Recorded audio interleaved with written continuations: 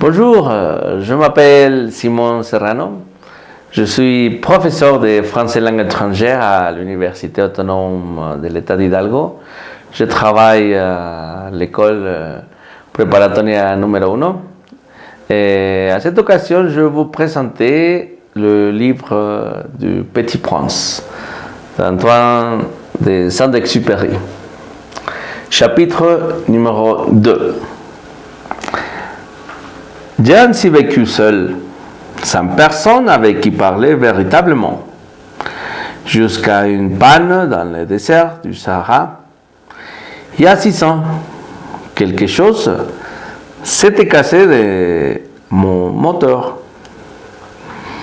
Et comme j'avais avec moi ni mécanicien, ni passager, je me préparais à essayer de réussir toute seule une réparation difficile.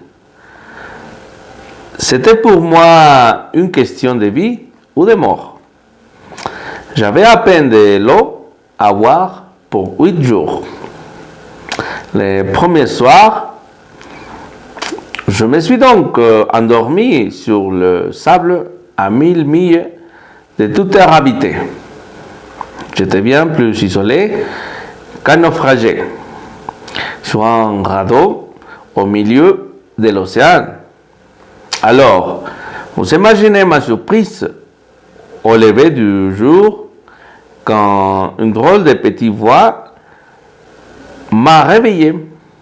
Elle disait: s'il vous plaît, dessinez-moi un mouton. Dessinez-moi un mouton. J'ai sauté sur mes pieds comme si j'avais été frappé par la froide. J'ai bien frotté mes yeux, j'ai bien regardé, et j'ai vu un petit bonhomme tout à fait extraordinaire qui me considérait gravement. Voilà le meilleur portrait que plus tard j'ai réussi à faire de lui. Mais mon dessin, bien sûr, est beaucoup moins ravissant que les modèles. Ce n'est pas de ma faute.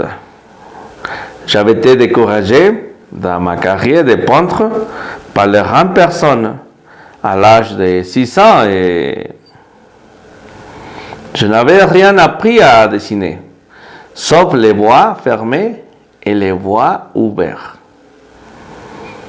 Je regardais donc cette apparition avec des yeux torrents d'étonnement. N'oubliez pas je me trouvais à 1000 milles de toute région habitée. Mon petit bonhomme ne me semblait ni éragé, ni mort de fatigue, ni mort de faim, ni mort de soif, ni mort de peur. Il n'avait en rien l'apparence d'un enfant perdu au milieu du désert, à 1000 milles de toute région habitée. Quand j'ai réussi enfin à parler, je lui dis: mais qu'est-ce que tu fais là? Et il me répéta alors, tout doucement, comme une chose très sérieuse: s'il vous plaît, dessine-moi un mouton. Quand le mystère est trop impressionnant, on n'ose pas désobéir. Aussi absurde que cela me sembla, à 1000 milles de tous les endroits habités et en danger de mort. Je sortis de ma poche une feuille de papier et un stylographe. Mais je me rappelais alors que j'avais surtout étudié la géographie, l'histoire, les calculs et la grammaire. Et je dis au petit bonhomme, avec un peu de mauvaise humeur, que je ne savais pas dessiner. Il me répondit: ça ne fait rien, dessine-moi un mouton.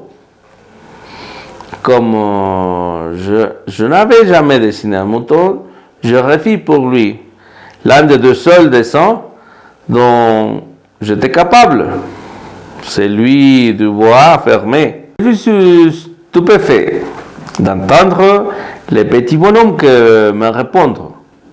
Non, non, je ne vais pas d'un éléphant dans un bois. Un bois, c'est très dangereux. Et un éléphant, c'est très encombrant. Chez moi, c'est tout petit. J'ai besoin d'un mouton. Dessine-moi un mouton. Alors, je dessinais. Il regarda attentivement, puis... Non, celui-là est déjà très malade.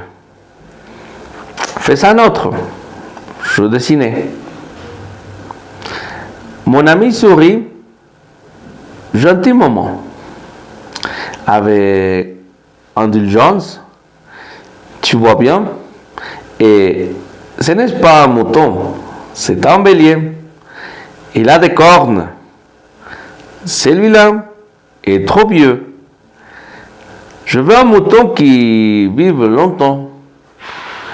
Alors, faute de patience, comme j'avais hâte de commencer le démontage de mon moteur, je griffonnais ces dessins-ci. Et je lançais. Ça, c'est la caisse. Le mouton que tu veux est dedans. Mais j'ai fus bien surpris de voir s'illuminer le visage de mon jeune juge. C'est tout à fait comme ça que je le voulais. Crois-tu qu'il faille beaucoup d'herbe à ces moutons? Pourquoi? Parce que chez moi, c'est tout petit. Ça suffira sûrement. Je t'ai donné un tout petit mouton. Il pencha la tête vers le dessin. Pas si petit que ça. Tiens, il s'endormit.